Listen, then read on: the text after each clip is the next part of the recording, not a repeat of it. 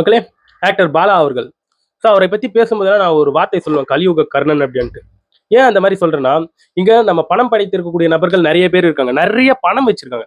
So அந்த பணத்துக்கு ஏற்றவாறு அவங்க அந்த பணத்தை வந்து அடுத்தவங்களுக்கு இல்லாதவங்களுக்கு செலவு செஞ்சாங்கன்னு வைங்களேன், அவங்க உண்மையாவே கடவுளுக்கு நிகரானவங்க.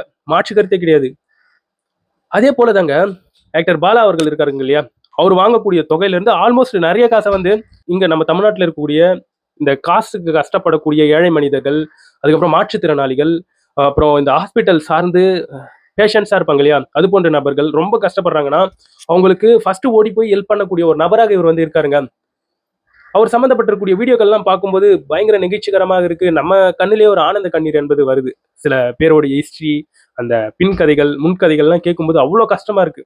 அவ்வளோ கனவுகளை சுமந்துக்கிட்டு அவங்க பாதிக்கப்பட்டிருக்கும் போது நம்மளுக்கு மனசெல்லாம் வலிக்குது. அது போன்ற மனிதர்களுக்கு ஆக்டர் பாலா அவர்கள் வந்து ஹெல்ப் பண்ணக்கூடிய விஷயங்கள் வந்து வேற லெவல்ல இருந்து தான் பொருட்படுத்த முடியும்.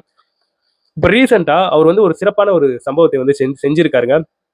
அவ்வளோ சிறப்பான ஒரு சம்பவம். அதாவது கள்ளக்குறிச்சி மாவட்டத்தில் இருக்கக்கூடிய கூவனூர் அப்படிங்கிற ஒரு ஏரியாவில் இந்த 9th மற்றும் 10th படிக்கக்கூடிய பசங்க ஒரு சிலர் வந்து ரொம்ப தூரத்துல இருந்து அந்த ஸ்கூலுக்கு வராங்க. இந்த அரசு பள்ளிக்கு வராங்க, கவர்மெண்ட் ஸ்கூலுக்கு. இங்க கவர்மெண்ட் வந்து 11th படிச்சிருக்கக்கூடிய பசங்களுக்கு தான் சைக்கிள் ஃப்ரீயா தராங்க, நம்மளுடைய கவர்மெண்ட், தமிழ்நாடு கவர்மெண்ட்.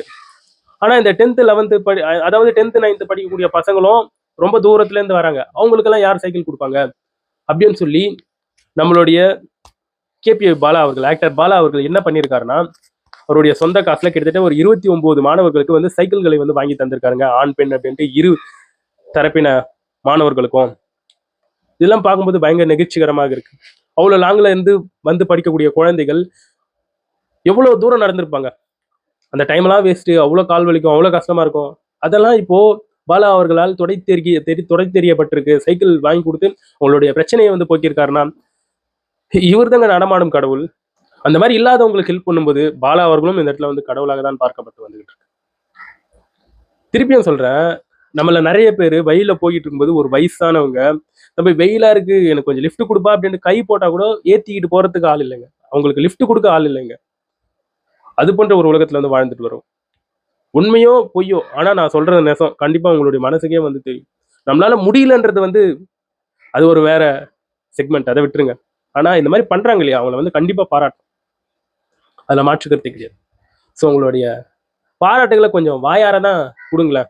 காசிப் கொடுக்கறதுக்கும் தப்பு தப்பா ஒருத்தவங்களை திட்டுறதுக்கும் இங்க பலர், ஒரு சிலர் ரெடியா இருக்காங்க. ஆனா வாழ்த்துறதுக்கு தான் இந்த இடத்துல வந்து மனமே இல்லை.